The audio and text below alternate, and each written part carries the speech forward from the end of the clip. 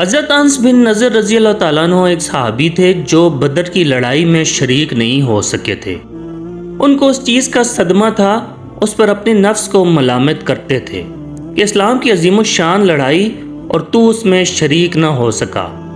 ان کی تمنا تھی کہ کوئی دوسری لڑائی ہو تو حوصلے پورے کروں۔ اتفاق سے احد کی لڑائی پیش آ گئی جس میں یہ بڑی بہادری اور دلیری سے شریک ہوئے۔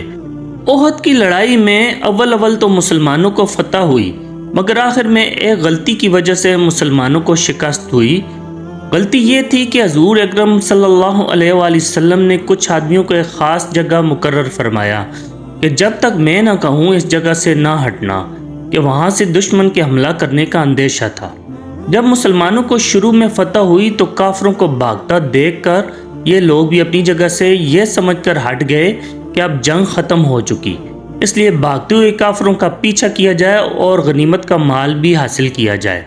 اس جماعت کے سردار نے منع بھی کیا کہ حضور صلی اللہ علیہ وآلہ وسلم کی ممانت تھی، تم یہاں سے نہ ہٹو، مگر ان لوگوں نے یہ سمجھ کر کہ حضور صلی اللہ علیہ وآلہ وسلم کا ارشاد صرف لڑائی کے وقت کے واسطے تھا، وہاں سے ہٹ کر میدان میں پہنچ گئے۔